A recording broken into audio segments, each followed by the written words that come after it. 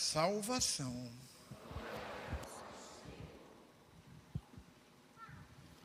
Reverendíssimo diácono Walter, queridos irmãos e queridas irmãs, estamos celebrando hoje o 6º domingo do tempo comum. Vamos acompanhando o ministério público de Jesus.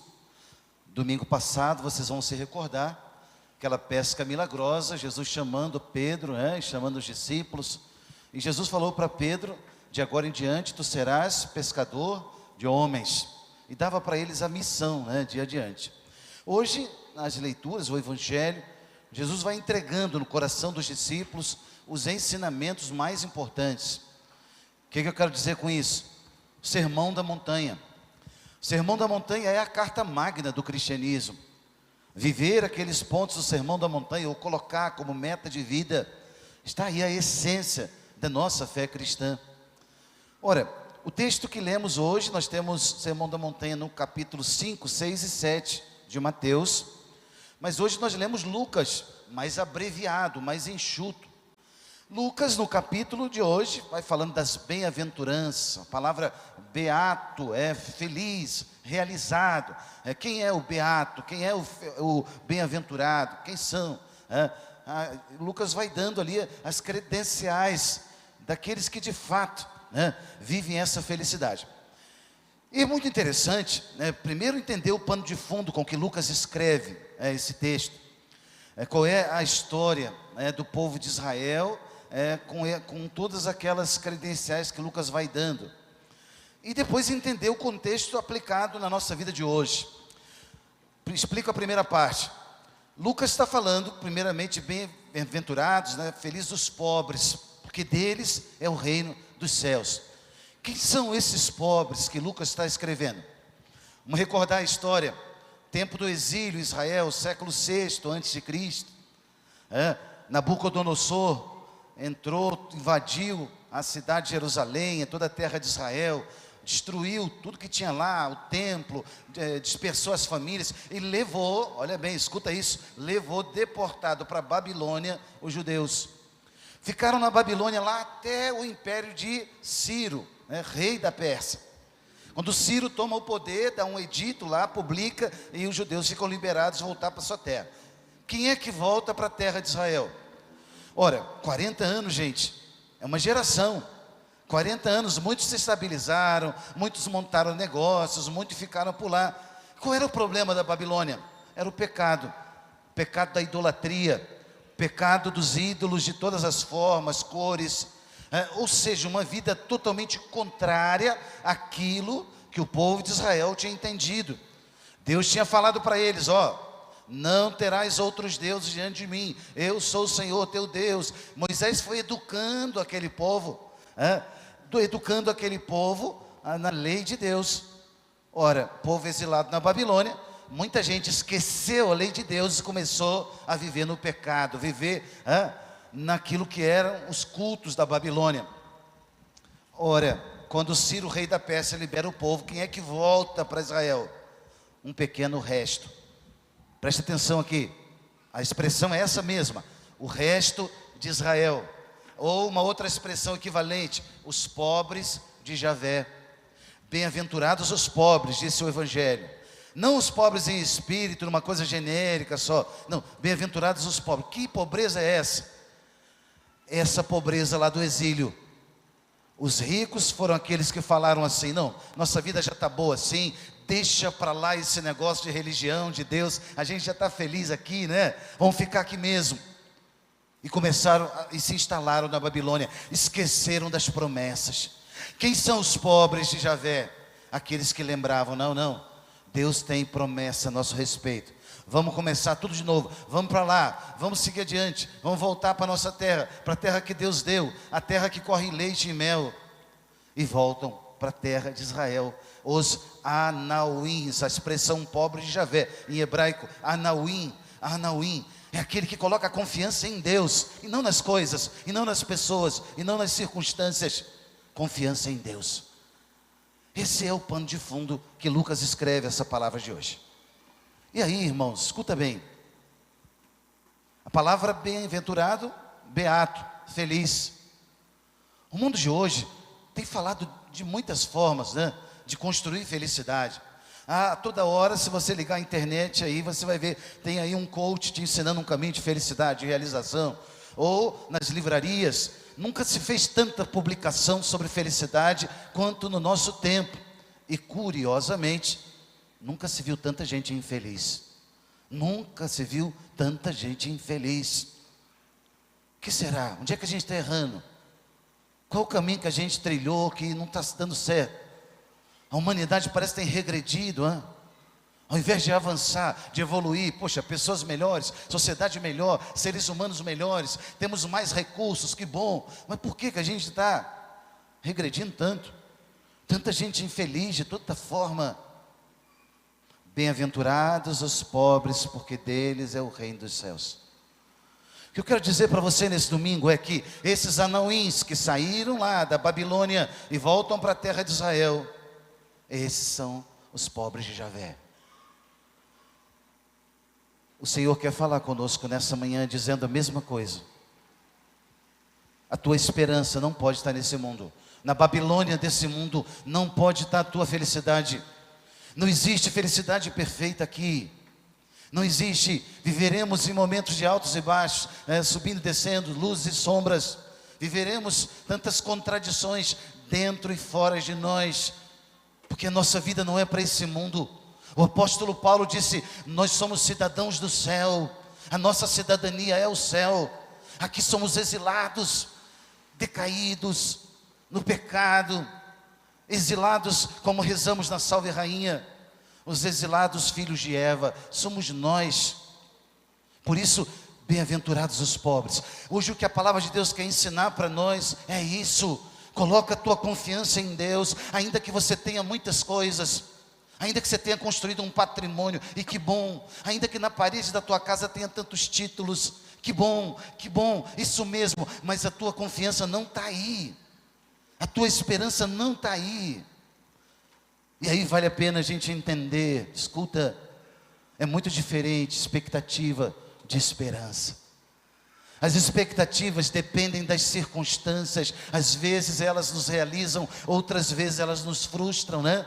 E eu estava com tanta expectativa, mas não deu certo. É isso, faz parte. Vida humana é assim, não é? Estava com tanta expectativa e não deu certo. Mas a esperança não. A Bíblia diz: a esperança não decepciona. A esperança é uma virtude teologal, ela é filha da fé. Ela parte da tua experiência com Deus. Quanto mais você tem experiência com Deus, mais a tua esperança cresce. Por quê? Porque Deus não te decepciona. Deus não erra nunca. Deus não falha nunca. A esperança, ela é filha da fé. Ela vem a partir da tua experiência com Deus. Por isso, nós no catecismo aprendemos que ela é uma virtude teologal. Não é uma virtude teológica do teu estudo, do teu esforço. Não, é uma virtude teologal, da experiência com Deus. Hoje, o que a palavra de Deus quer te perguntar é se você quer continuar sendo rico, instalado nesse mundo, ou se você entendeu que a tua riqueza não é desse mundo. A palavra de Deus quer perguntar para você: onde você tem instalado a tua cidadania? É aqui nesse mundo? Ou é na promessa daquilo que Deus tem a teu respeito? Você, só você e Deus, num diálogo muito sincero e íntimo, podem chegar a alguma resposta. E aqui, queridos, não podemos nos perder num otimismo vago, sabe? Ou numa força do pensamento, como hoje então em voga nos movimentos esotéricos. Não, olha, pensa positivo, hein? Pensa positivo que vai dar certo, não sei o quê. Não, querido, a tua esperança não se baseia em pensamento positivo. Não é um projeto humano, não é uma concatenação de fatores fabricados pelo homem, mas é projeto de Deus. A tua esperança depende daquilo que Deus decide. É por isso que quando a gente se apoia em Deus, pode vir vento, ou tempestade, ou calmaria, pode vir doença ou saúde, pode vir o que for, a gente vai sofrer, mas vai sofrer em paz. A gente vai lutar em paz. As coisas vão sendo difíceis, como foi para Nossa Senhora, para São José, para todos os santos na história da igreja. Mas a gente vai vivendo em paz. Por quê? Porque a esperança está em Deus. A esperança está em Deus. Eu não sei se você conhece alguém assim, ou se você um dia já viu isso. Há pessoas que falam comigo: padre, mas eu me decepcionei tanto, sabe? Me decepcionei com a minha família, me decepcionei com o esposa, casamento, não sei o quê. Me decepcionei tanto com a igreja, me decepcionei tanto. A minha vida perdeu a graça, não sei o quê. E perepepé, e vai falando, né? Quantas pessoas? Claro, você colocou a tua esperança no homem. E o homem, o outro, teu semelhante, ele é falho, igual a você. Ele é falho, pecador, limitado, igual a você, igual a mim. E nós nos decepcionaremos uns aos outros muitas vezes. Hoje eu quero pedir a você isso. Faz uma oração sincera hoje. Diga: Senhor, nunca mais eu quero colocar a minha esperança naquilo que o homem constrói. Eu quero colocar a minha esperança nos desígnios eternos que o Senhor tem a meu respeito. As expectativas, claro, boas ou más, mas a esperança não. E aí eu repito, não é numa força de um pensamento positivo, ou é numa força humana, ou de uma energia. Olha, isso aqui tem uma energia boa, então eu vou, né? Isso é tudo fabricação humana. Energia é elemento físico. Nós estamos falando de decisão do Criador do céu e da terra. Nós estamos falando de colocar a nossa vida diante dEle. E aí, onde é que se apoia a nossa esperança? Paulo disse na segunda leitura de hoje. O salmista e o profeta Jeremias disseram, na primeira leitura do salmo de hoje: a nossa esperança se apoia em Deus. A metáfora que o salmista e o profeta hoje usaram, ela é maravilhosa. Qual, padre? Das raízes junto às águas. A árvore plantada com as raízes junto às águas. Diz a palavra de Deus que ela dará seu fruto no tempo certo. E jamais, jamais as suas folhas vão murchar. Palavra de Deus didaticamente ensinando para nós: ei, querido, planta a tua vida onde tem a água de Deus. Planta a tua vida, na hora que vier a seca, vier a dificuldade, você está enraizado em Deus. Planta a tua vida onde Deus quer que você dê frutos. Planta a tua vida junto às águas de Deus. Não estava rezando, começa a rezar. Não estava indo mais à missa, vai à missa, busca o Senhor. Não estava confessando há muito tempo, vai buscar o sacramento. Padre, tempos que eu não rezo o terço, busca Nossa Senhora. Isso é colocar as raízes junto às águas. Junto às águas. Casamento, diálogo, filhos, dificuldade de relacionamento, doença que bateu na porta, não estava esperando, ninguém espera. Planta as tuas raízes junto às águas. A palavra disse para nós hoje, de forma linda: esse, diz o salmista, é feliz, esse é bem-aventurado, porque ele colocou sua confiança no Senhor. Agora, escuta aqui, preste atenção, por favor, eu digo para você, essa palavra é para mim, para você hoje. Bem outra, diz o salmista, é a sorte dos perversos.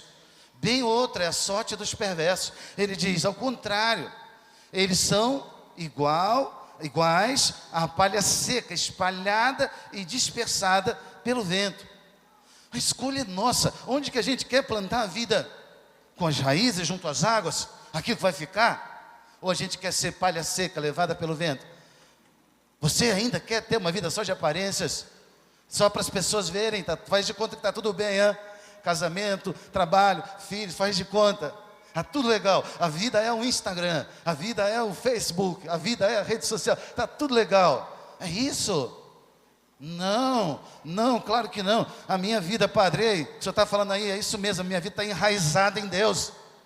Princípios eternos, em valores que não vão ao sabor das ondas. Princípios claros, definidos pela palavra. E tem coisas que eu não tenho muita clareza ainda, eu vou na direção espiritual, eu busco ajuda, eu procuro a igreja. A igreja é perita em humanidade. 2000 anos tem nos ensinado nesse mundo. Não é uma moda de algum influencer que agora está na internet, vou seguir aquele cara porque ele trouxe uma regra de vida bacana, ele tem tantos likes, então está tudo legal. Não, minha regra de vida é a palavra de Deus. Se ele estiver de acordo com a palavra, beleza. Junto com a igreja, beleza. Mas se não, querido, bye bye.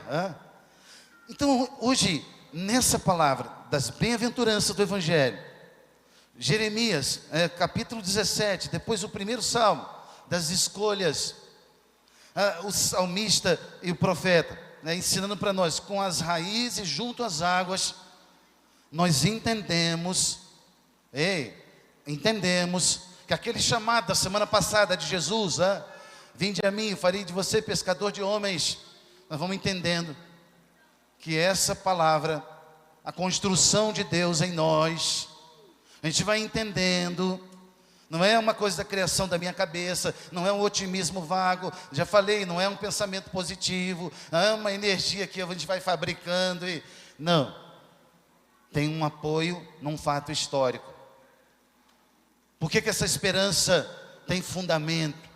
Porque a gente se apoia na ressurreição de Cristo.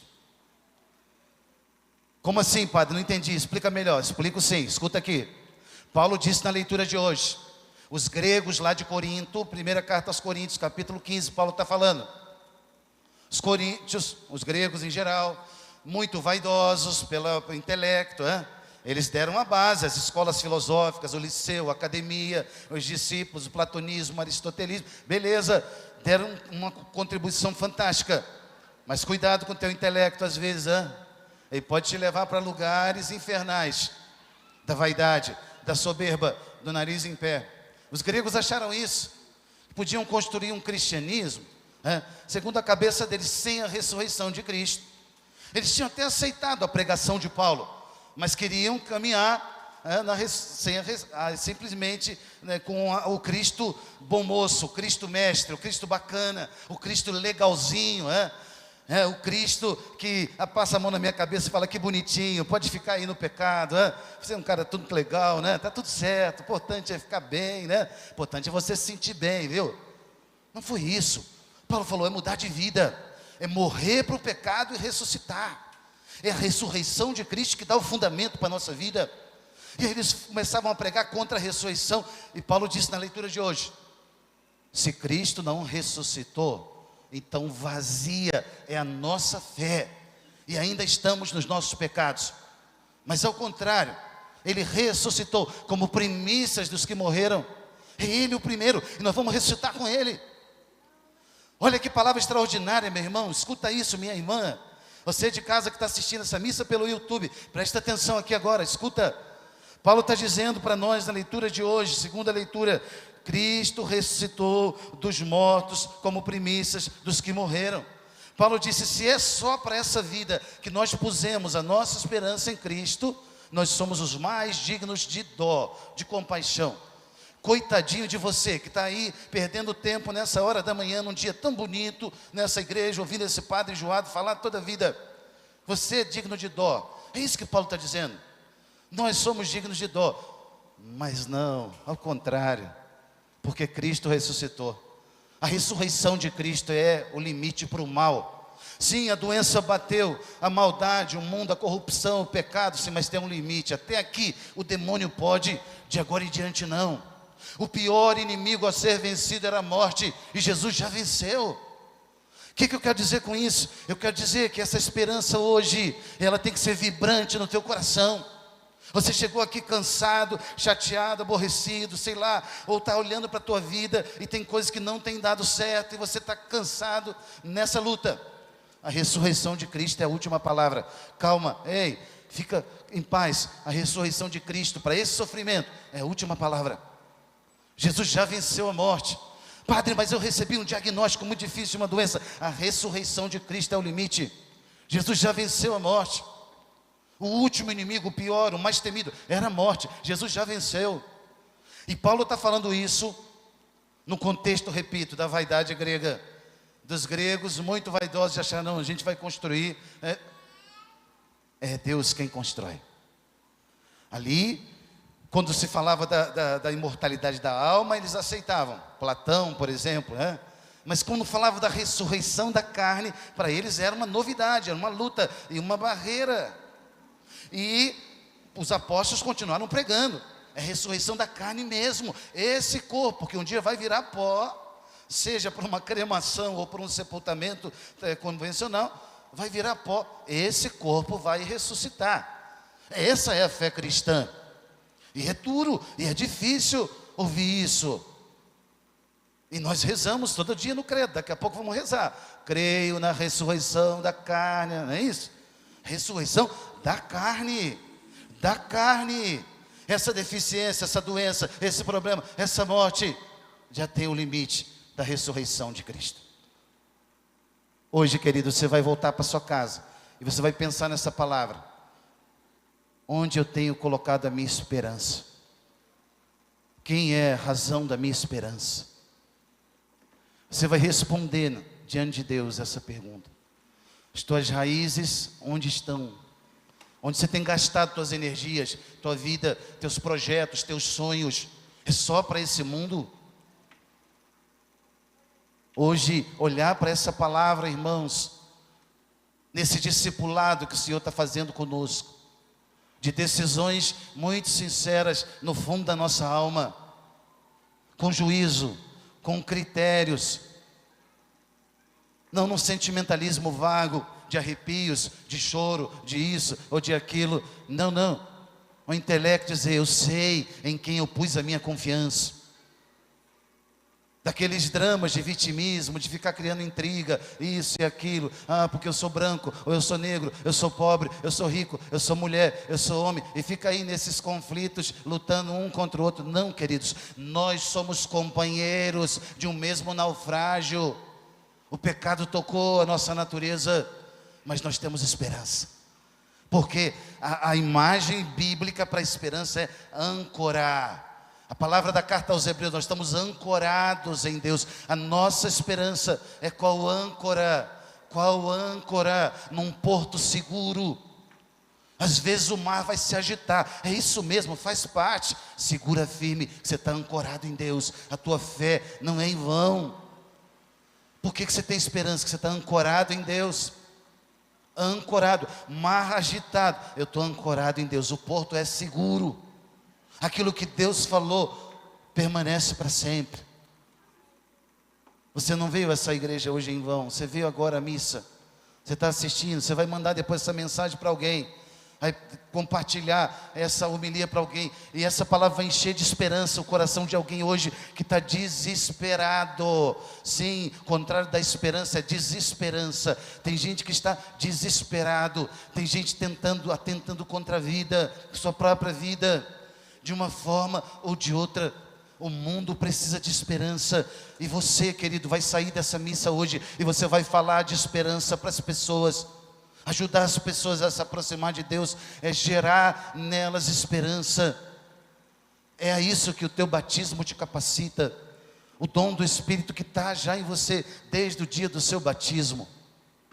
Gerar esperança no coração do mundo, no coração das pessoas. Nesse ano de forma especial, nesse ano do jubileu de 2025 anos do nascimento de Cristo. Esse é o ano, é o jubileu da esperança. Da esperança. Você já entendeu, eu sei que você já entendeu. A ressurreição de Cristo, depois você vai ler de novo essa leitura e você vai vibrar com essa palavra e dizer, que bom, Padre, que eu vim nessa missa hoje. Meu coração está saindo daqui cheio de esperança, que bom, que a minha esperança não precisa daquilo que o homem pode contar, contabilizar. Não, a minha esperança vem de outro lugar, vem do alto, vem do céu, do Pai das luzes. E é isso que hoje nós queremos celebrar. E por isso pedimos ajuda a Nossa Senhora. Ela é a mãe da esperança, né? Nós rezamos na Salve Rainha e dizemos isso. Ela é a mãe da esperança. A esperança nossa. Esperança nossa. Esperança nossa. Olhar para ela e dizer, mãe, me ajuda, vai. Aproximar-me do teu filho. Porque eu também quero ser um portador de esperança no meio do mundo. Em nome do Pai, e do Filho, e do Espírito Santo. E agora juntos, irmãos, com toda a fé,